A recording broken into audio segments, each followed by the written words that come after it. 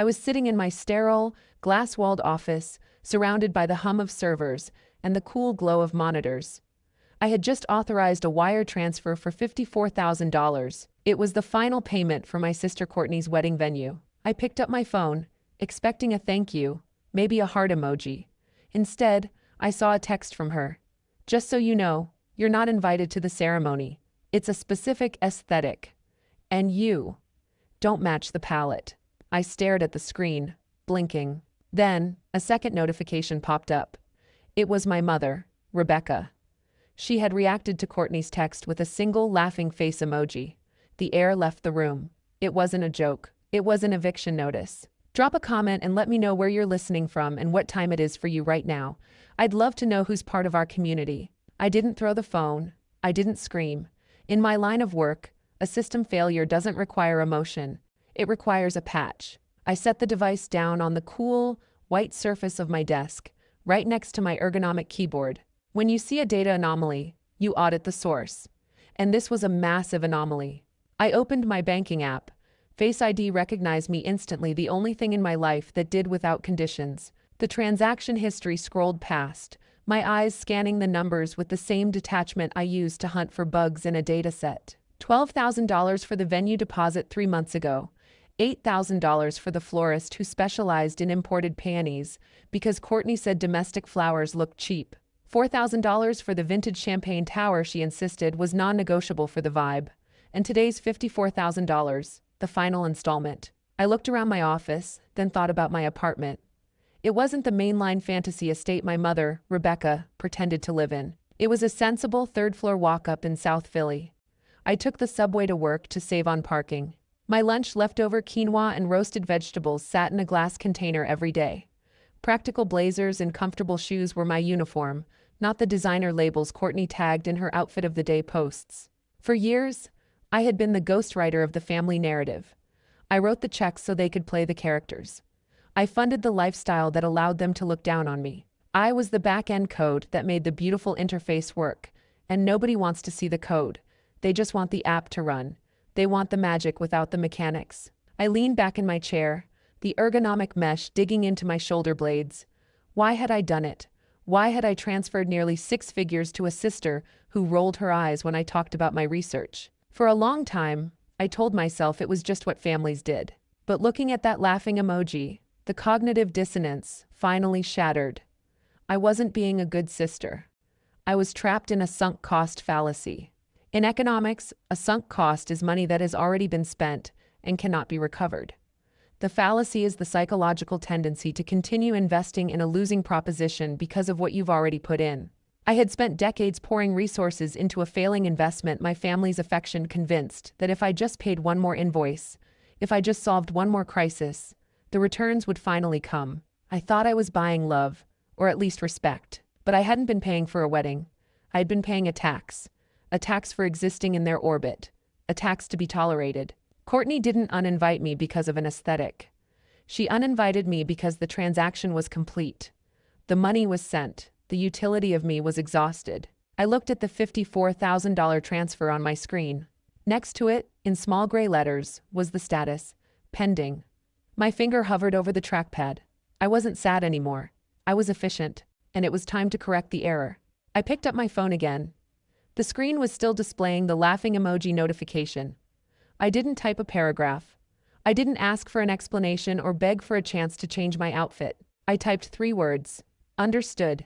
I'll cancel the classy payments too. Send. Then I switched tabs. I logged into the wedding venue's client portal. My password was saved because, of course, I was the one who managed the account. I found the cancel event button. A warning popped up. Cancellation within 30 days results in a 50% penalty of the total booking fee. I clicked confirm. The $54,000 pending transfer was voided. Next, the florist. Then the caterer. Then the vintage car rental. The emails rolled in like a cascade of system alerts. Cancellation confirmed. Refund process initiated. It was rhythmic, almost musical. Click, cancel, click, cancel. My phone started vibrating on the desk. Courtney. I ignored it. Then a text from her. What did you do? The venue just called me. Another text. Answer the phone, Kayla. This isn't funny. Then my mother joined the chat. Rebecca's message popped up. Stop being dramatic. You know you don't fit in with William's people. You're too intense. You'll embarrass your sister. I stared at the word intense. That was their code word for smart. It was code for difficult because she asks questions. It was the label they slapped on me whenever my reality inconvenienced their fantasy. For years, I had been the glass child. In psychology, a glass child is the sibling of someone who takes up a disproportionate amount of parental energy, whether due to illness, disability, or in Courtney's case, sheer narcissism. The parents look right through the glass child to see the other one. They assume the glass child is fine because she doesn't shatter loudly. She is sturdy. She is transparent. She is there, but she isn't seen. I had spent my life trying to be opaque enough to be noticed. Perfect grades? They looked through me. A prestigious job? They looked through me. Paying off their debts? They looked through me. The only time they saw me was when I reflected their own image back to them when my money bought the things that made them look good. But now, I wasn't just a window pane they could ignore. I was broken glass. And if they tried to walk over me this time, they were going to bleed. My phone rang again. Courtney. I picked it up this time, not to argue, but to deliver the news. Fix it, she screamed before I could even say hello.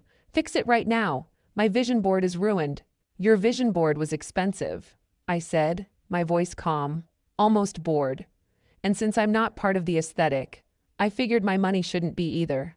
You're just jealous, she shrieked. You're jealous because I'm getting married and you're alone with your spreadsheets. Mom was right. You're bitter. I'm not bitter, Courtney, I said. I'm balanced, and I'm closing the account. I hung up and blocked her number. Then I blocked my mother.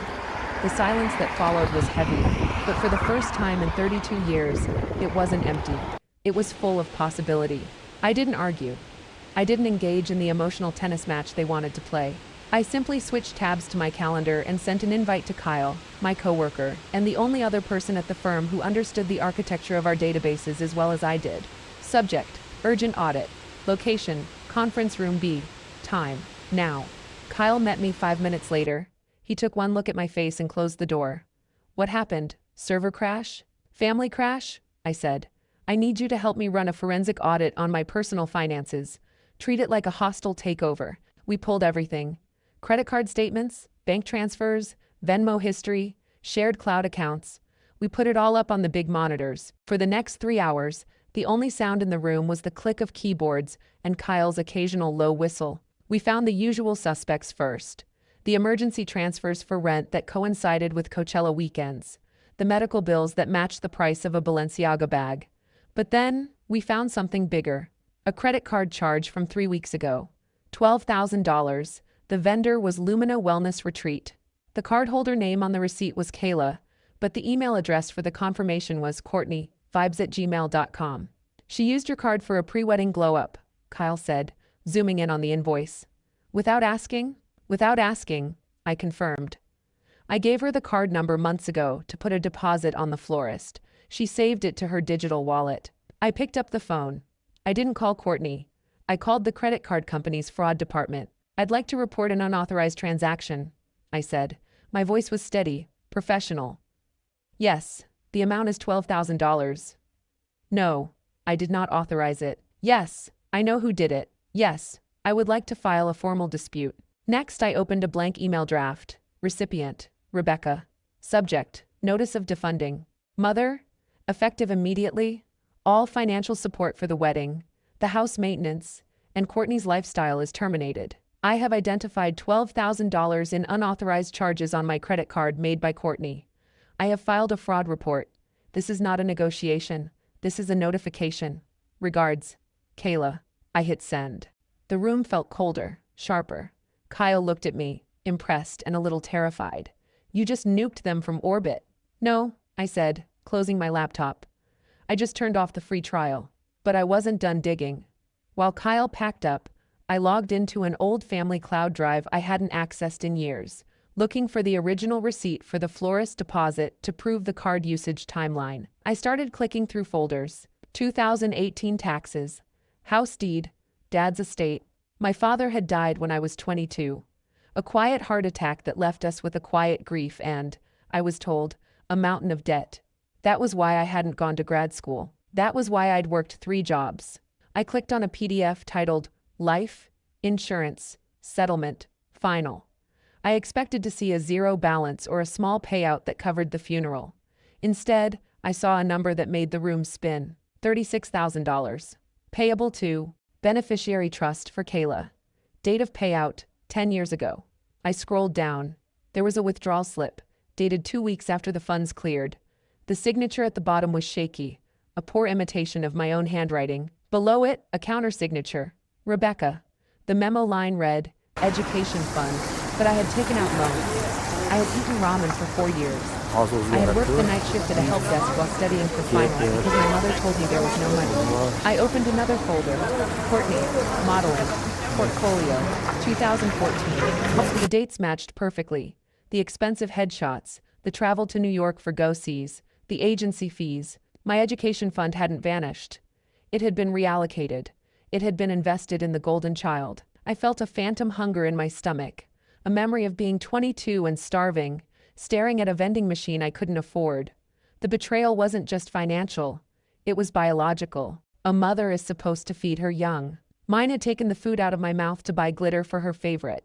The printer whirred, spitting out the proof of my stolen future. I picked up the warm paper. It felt heavy, like a weapon. My phone buzzed. It was William, Courtney's fiancé. Kayla, we need to talk. Courtney is hysterical. She says you're ruining everything. Can you meet me? I'm confused. I looked at the paper in my hand. Then I looked at the text. Yes, I typed. Let's meet. Bring Courtney. It was time for a boardroom collision. We met at a neutral location, a sleek coffee shop in Center City, halfway between my office and William's headquarters. I arrived early, selecting a table in the back corner.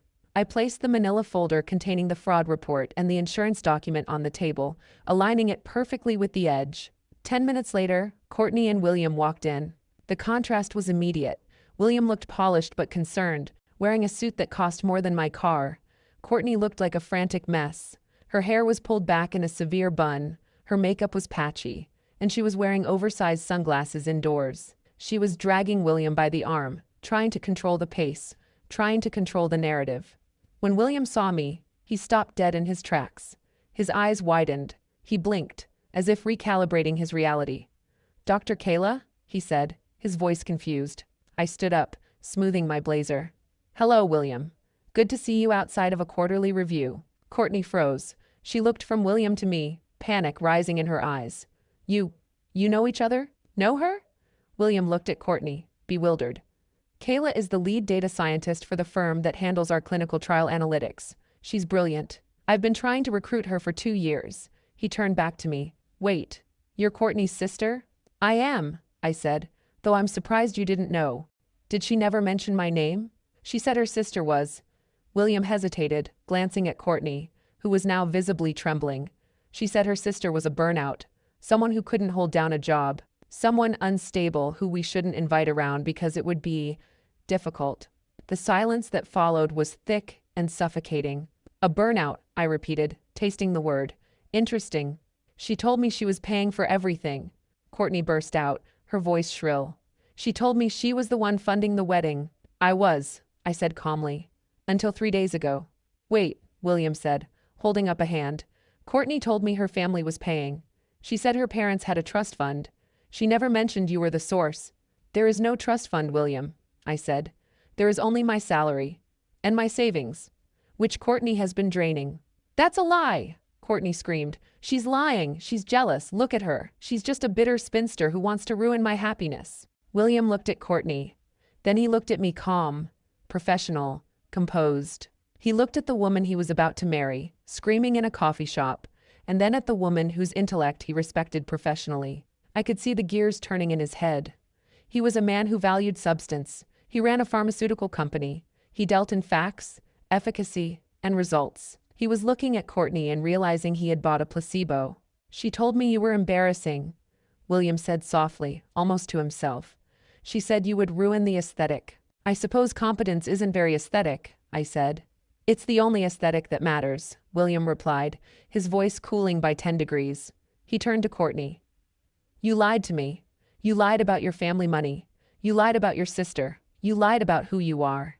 "I did it for us," Courtney sobbed, grabbing his lapels. I wanted to be perfect for you. I wanted to fit in. You don't fit in by pretending to be someone else, William said, removing her hands from his suit. And you certainly don't fit in by stealing from your own family. Stealing? Courtney gasped. I didn't steal. She gave it to me. I opened the folder. I slid the paper across the table. The life insurance policy? I said. $36,000. Stolen from my education fund. Forged signature. Mother's handwriting. I slid the second paper. The credit card fraud report. $12,000. Unauthorized charge. Your email address. William looked at the documents. He didn't read them all. He didn't need to. The look on Courtney's face was a full confession. He stood up. He looked at me. A mixture of apology and respect in his eyes. I am so sorry, Kayla, he said. I had no idea. I know, I said. That's why we're here. I think we're done, William said to Courtney. The wedding is off. I can't marry a fraud. He walked out. He didn't look back.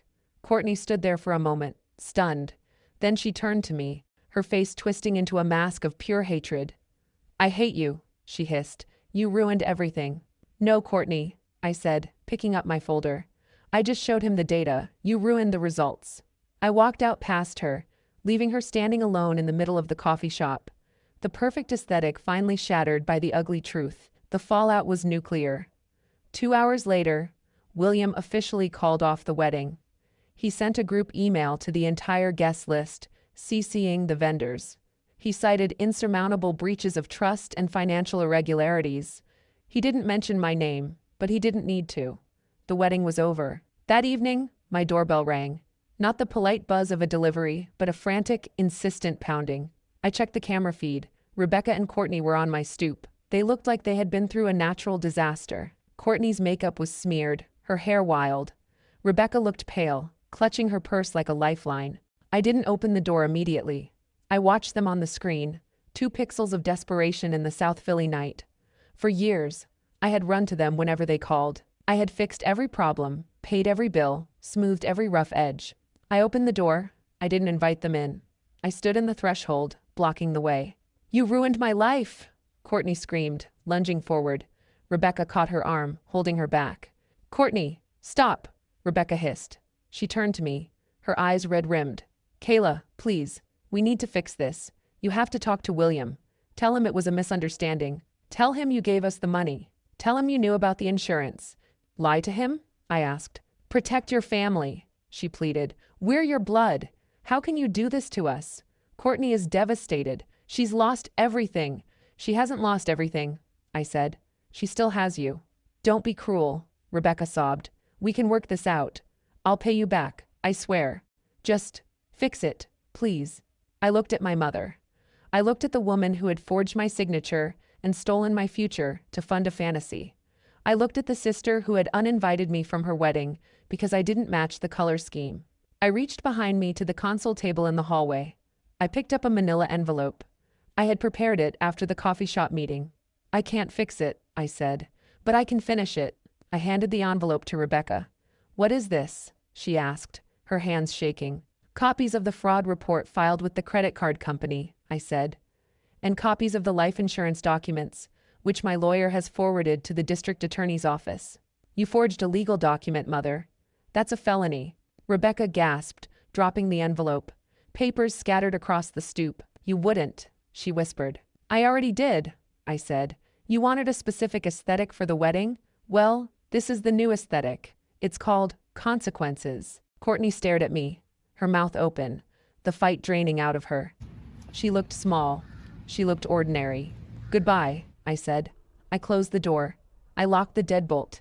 I listened to the silence settle back into the hallway. It was the most beautiful sound I had ever heard. The aftermath was a quiet revolution. William, true to his character, didn't just end the engagement. He dismantled the entire facade. He sent a personal, handwritten note to me, apologizing for the disrespect he had unwittingly participated in. He praised my professional accomplishments and reiterated his company's commitment to our ongoing projects. He was a man of integrity, and his respect meant more to me than any wedding invitation ever could. Rebecca faced legal action. The insurance company, alerted by my lawyer and the evidence I provided, opened an investigation. While she avoided jail time due to her age and a plea deal, She was ordered to pay restitution. The shame of public exposure, the loss of her perfect mother image, was a punishment far worse than any fine.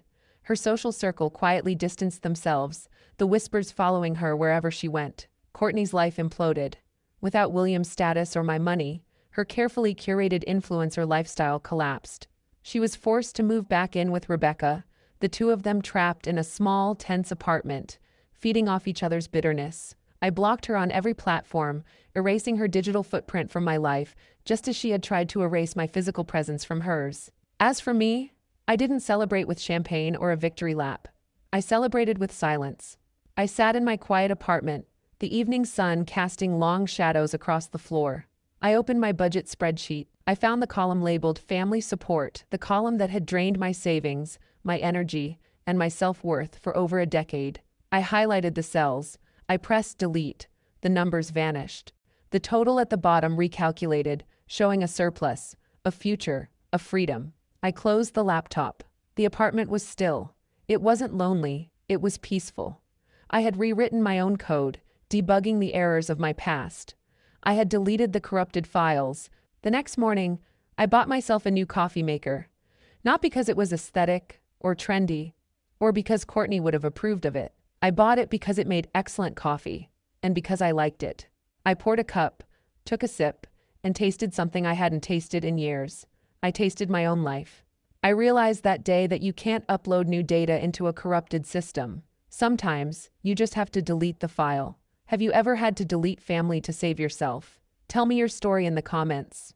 And if you're still holding on to the receipt for love you never got, tear it up.